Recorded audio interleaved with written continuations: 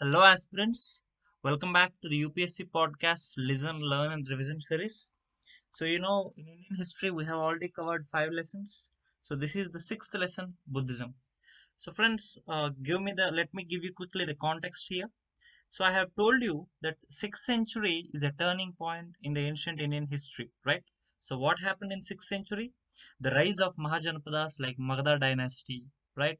In parallel, I also told you two important religions of India have been established in the 6th century BC. They are Buddhism and Jainism. So, before learning the Magadha dynasty, that is important Mauryan dynasty where Emperor Ashoka was born, we need to learn about Buddhism and Jainism because these two religions have had a major socio-economic and political impact on every dynasty which has come later, the Buddhism and Jainism. So, first we are starting with Buddhism. In Buddhism, first we will learn a brief history. We'll move on to the philosophy of Buddhism. Then we'll learn 2 to 3 important sects of Buddhism and 4 important, what do we say, meetings of Buddhism. And finally, we'll end with the art and architecture plus literature. So, friends, I would say UPSC in the recent times has focused more on the art and architecture, literature, and administrative aspects of the dynasties as well as the religions.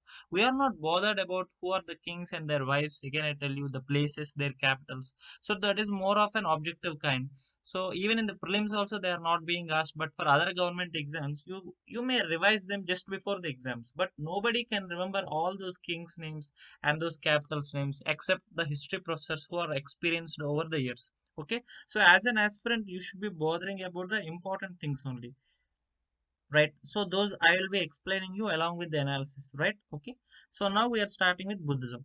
Buddhism is not just a religion, friends. It is a comprehensive encompassing of traditions, beliefs, and practices. Okay, so coming to I will not go into details, okay, of Buddha. So Buddha, he's also called as the Sakyamuni. His birth is in Lumbini, which is in Kapilavastu. Okay, his wife name is Yashodhara, and he has got enlightenment under the people tree, also known as a Bodhi tree. We know, and his death is in 483 BC in Kushinagar. So you know all that story about Lord Buddha, how he has left from his royal fort and how he has got enlightenment and all. So now come to the philosophy of Buddhism. So the doctrine of karma is the essential part of Buddha. Friends, okay, he has focused on the moral life of an individual. Buddha has never talked of God. Friends, he is called as an agnostic. Okay, he is neither an atheist nor a theist. That means he did not tell out whether he is believing or disbelieving in God. So he didn't want to waste his time in all the debates of whether God is existing or not. So he remained as an agnostic, and he was against the Vedic system and Vedic rituals and even the caste system. Okay, I told you in the later Vedic era, sacrifices has increased, caste system has increased, and what is the wrong with these sacrifices, especially in the later Vedic age, because they have become so complex. So the later Vedic ages, what happened is people used to invest a lot of their money on the sacrifices. Even they went to the extent of giving sacrifice of their cattle also to the gods. So what happened, the economy has collapsed, right?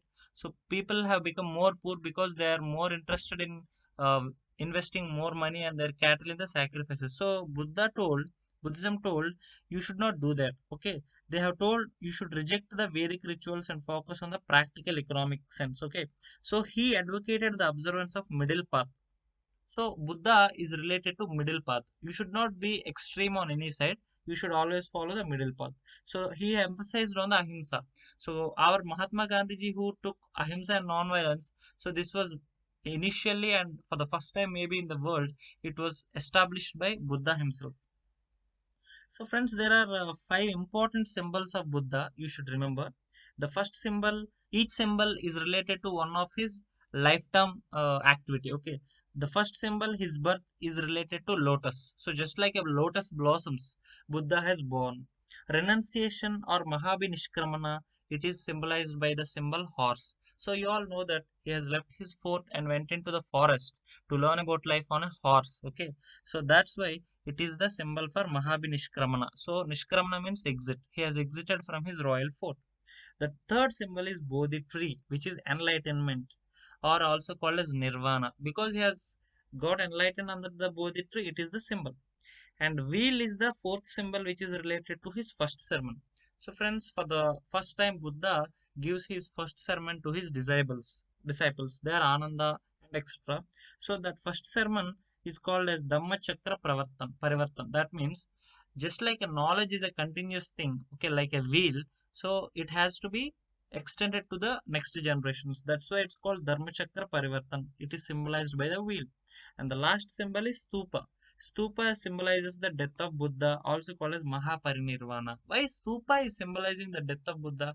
Friends, actually what happened was after the death of Buddha, his mortal remains, okay, his immortal remains were taken by his disciples, like whatever materials he used, all those things were taken by his disciples to different parts of India, and they have established their own stupas under which these remains of Buddha, the things which were used by Buddha were stored. So that's why stupa symbolizes the death of Buddha, right? Now coming to the four noble truths of Buddhism. So you all know that first one is sorrow. The world is full of sorrow, dukkha. The cause of sorrow is desire. Cessation of sorrow is possible by suppressing your desires. So these are called as the Ashtanga Marga of Buddhism, friends. So he says that you can suppress your desire, okay, by following a middle path. Why you need to suppress your desire? Because if you have more desires, you will have more problems and you will be full of sorrow and grief. So to exit yourself, to bring you out of the sorrow, you have to limit your desires. How can you limit it? By following a middle path. That is called as Ashtanga Marga. So this is the great middle path which was told by Buddhism. Friends, it applies to each and every person for eternity. I would say Buddhism and Gandhism are the two universal principles which the Indian subcontinent has given to the world. These are the two beauties of our country.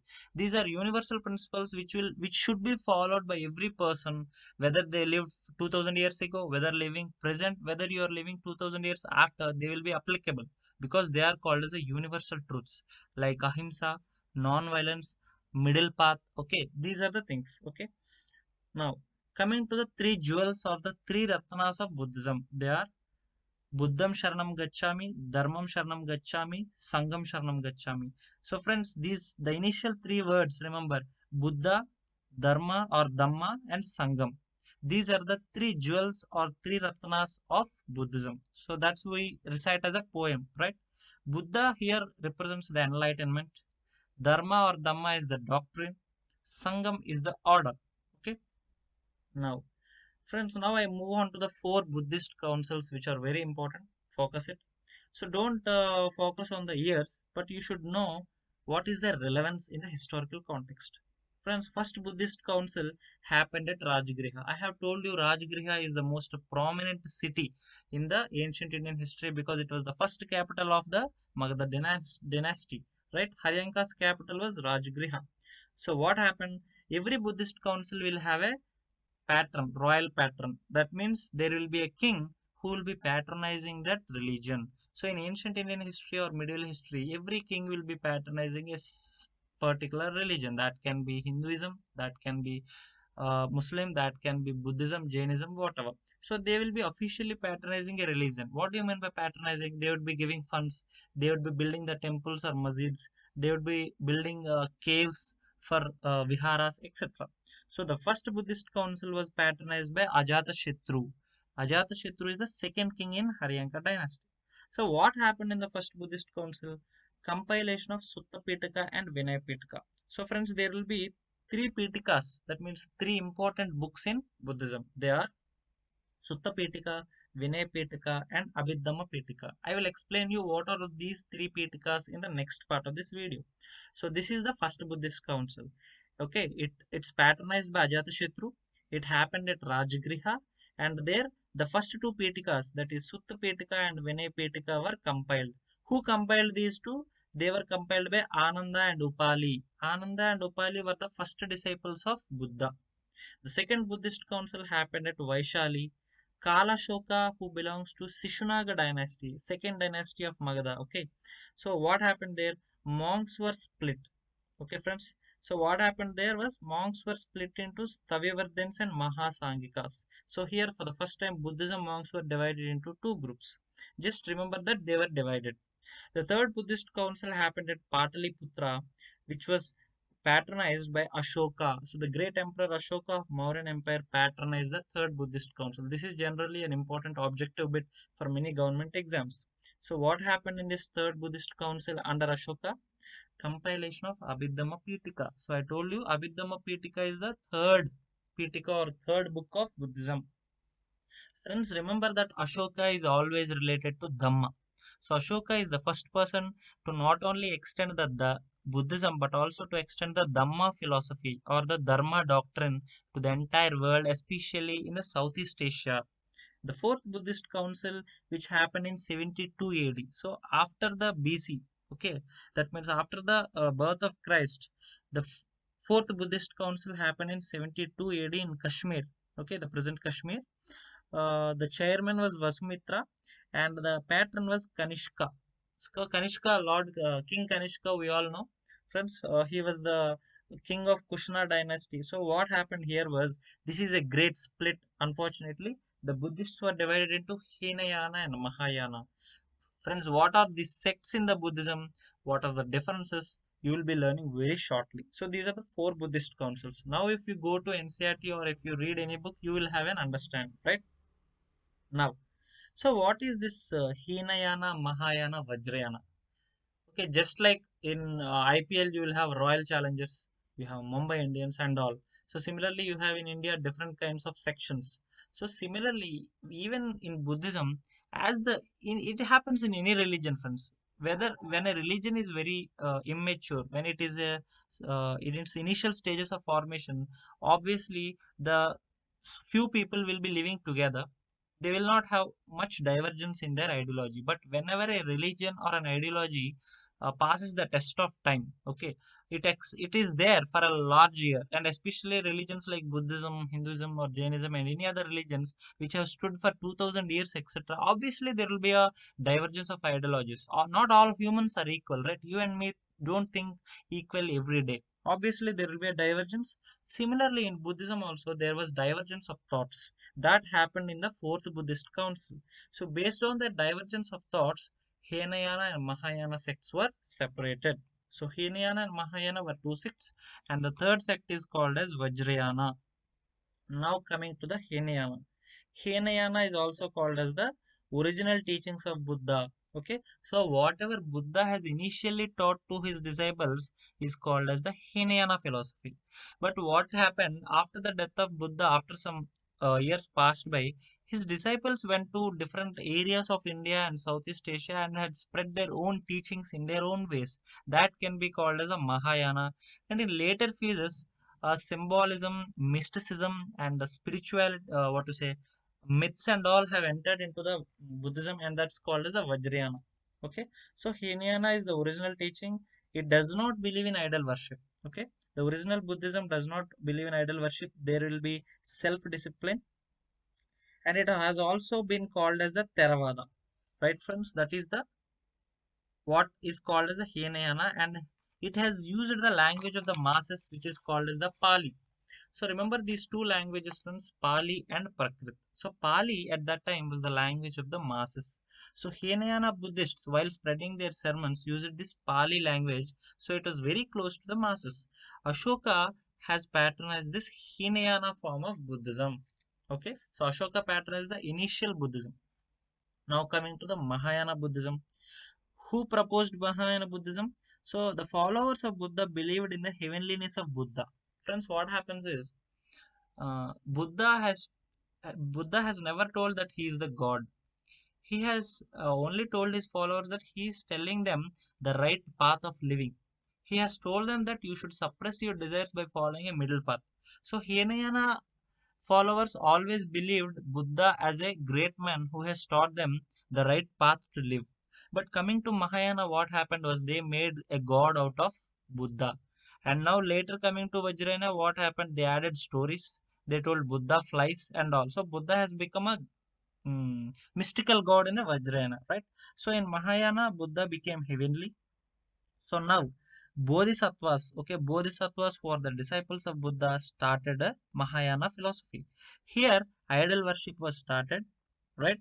And Mahayana had again been divided into Madhyamika and Yogachara philosophies, friends. Okay, Madhyamika philosophy was propounded by Nagarjuna of Andhra Pradesh. So Nagarjuna, who is famous for the teachings in Nagarjuna Konda in Andhra Pradesh, has propounded this Madhyamika. It is a midway between the Hinayana and Yogacharya. What is Yogacharya, friends? Yogacharya school was founded by Maitreya Nada. This completely rejected the Hinayana and maintained absolute idealism. Okay, friends. So, who patronized Mahayana? Kings like Kanishka, and later in the 7th, 8th century, Harshavardhana supported this Mahayana. So, remember, King Ashoka has patronized Hinayana, whereas King Kanishka and Harshavardhana patronized Mahayana. Now, coming to the last, Vajrayana or the Thunderbolt philosophy. So here divinity has entered, mysticism has entered. It became popular in Eastern India, particularly in Bengal and Bihar. Presently, friends, Tibetan Buddhism is more like Vajrayana philosophy, right? Now coming to the art, architecture and literature. So we'll start with literature, friends. I have told you that there are three important textbooks of Buddhism. They are called as Pitakas. First one is Sutta Pitika, second one Vinaya Pitika, third is Abhidhamma Pitika. So what is Sutta Pitika? Sutta Pitika is like Sukti. You should know the meaning of Sukti. Sukti is like a sermon, an order. So all the collection of Buddha's orders or sermons are the Sutta Pitika. Second one is the Vinaya Pitika. It contains the rules and regulations of monastic discipline for monks. So, Buddhist monks, they won't live with their families. They will be moving all over the countries. They will be living in forests and etc. So, while they lead a monastic discipline, they will be following a set of rules. So, all those rules were complained in this Vinaya Pitika. So, Vinayam means discipline. You need to have the discipline to live as a monk. So, what I have told, these two Pitakas, Sutta Pitaka and Vinaya Pitaka, were written in the first Buddhist council, which happened at Rajgriha and was patronized by Ajatashatru.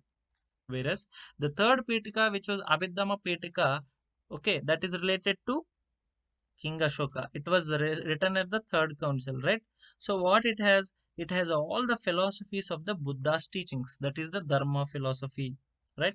Apart from these, friends, there are some other literary sources. I have told you the importance of literary sources in our earlier videos, right? Whatever history we read, they should be uh, established, or they should have some proofs of literary evidences like inscriptions or books or some Vedic oral texts, right? Otherwise, how would we know about them? Similarly, Buddhist literature has not only told us about the Buddhas and monks' history, but has also told the socio-political developments of that particular point of time. So there are also Jataka tales. So just like our moral stories which our grandmothers used to tell in our child age, in Buddhism also there are Jataka tales, which are a collection of more than 500 poems. So all these are like describes the previous birth of Buddha, friends. These all are written under the Vajrayana Buddhism. Okay, and there is also called the Milinda Panho. Milinda Panho is a compilation of discussions between Menander and a Buddhist monk called Nagasena. Okay, friends, these are some of the literature. Now, coming to Buddhist architecture, friends, I would say Buddhism has started the finest architecture of the Indian subcontinent. Indian subcontinent has improvised its art and architecture skills because of Buddhism. Only because of Buddhism, the later phases have improved their architecture, and even the Hindu gods and idols have started taking the shape of beautiful temples thanks to the art and architecture developed by the Buddhist monks. Because these Buddhist monks were focusing only on their sermons throughout the country, they used to live in caves, friends. So when they live in caves for a long period of time, especially rainy season, they would obviously get their inner creativity to do something, right? Creative. That's how the initial cave paintings, initial cave architecture have come into place. So getting inspired from them, later all the religions have taken this architecture and cave sculptures skills from the Buddhist monks, right?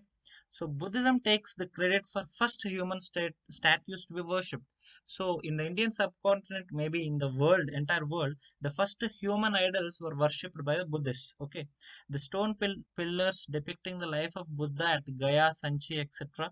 The Gandhara art and the beautiful images of Buddha even in Afghanistan.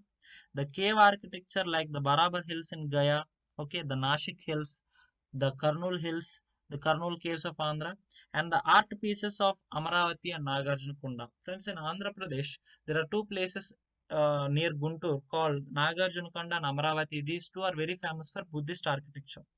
Similarly, there are some Buddhist mudras I won't explain. You can see their images. Okay, type these images in Google, then you can learn them easily because you can visualize them. Abhaya Mudra, Bhumisparsa Mudra, Dhyana Mudra, Varada Mudra. So these are some of the mudras, friends, which are related to Buddhists. Now, I would come to the final topic called the decline of Buddhism. Let me give you an analysis here. Why the Buddhism declined? Friends, Buddhism, which started in the 6th century BC, was very heavily patronized by kings like Ajatashatru, Ashoka, and in later stages Kanishka and Harshavardhana. But what happened was, by the time of Harshavardhana dynasty in 8th century, feudalism has begun.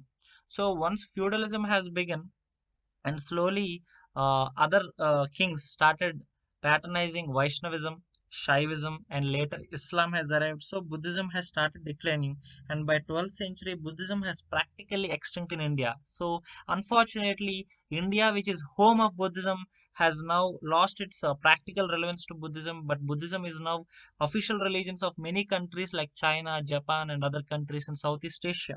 But Buddhism owes its existence to countries of Nepal and India, right? So the Buddhist monks were cut off from the mainstream people's life as they gave up Pali. Okay, so what happened in the initial Hinayana, the Buddhism was closer to the practical lives of the poor people because they were using the language of Pali, which is the language of the masses. But later, what happened? They took to Sanskrit, which is the language of the learned people. So the masses don't know Sanskrit, and as the Mahayana Buddhism took the form of Sanskrit language, Mahayana Buddhism and Vajrayana Buddhism went far away from the practical lives of common masses. Friends, any ideology or any religion, if you want to be stay relevant, okay, if you want to be relevant, you should know the pulse of the masses. Whatever the normal common masses needs in their daily life, you should be able to answer, give solutions to that problems. Only then you will stay relevant. So Buddhism, as it grew complex, became irrelevant to the lives of the Indians. Okay, so that's how Mahayana and Vajrayana Buddhism made Buddhism away from the lives of the people. That's how by the end of the 12th century, due to the lack of patronizing from the kings, Buddhism lost relevance and completely declined. Before ending this video, I would like to tell you, friends, the Nalanda University, Vikramshila University, these are all the Buddhist universities in India, okay, which have which are like the present Oxford or Harvard universities, friends. In the before the birth of Christ itself, the visitors or the educated minds from China, Japan, and even Egypt, okay, and Europe, they came to India and they learned in this Nalanda and Vikramshila universities, and they became great minds like Fahian, Sangpo, and all, right? So that's how Buddhism has created a brand image for India right 2000 years ago. So Buddhism has given India a lot of credit, and we all learned a lot from Buddhism, and it's time we should again practice the key ideologies what Buddhism and Jainism have told us to lead a better life, friends. So that's all for today. So please like, subscribe our video. If you like my analysis, you can also share it to your aspirants. I am doing this so that it will become easy for you to analyze history in that particular context, friends. Many of us, what people are doing is you are reading history in the present context. Okay, the present context and present circumstances are different from what they have experienced at that particular point of time. Okay, so that's how we need to learn history. Thanks for your time. Thank you, friends.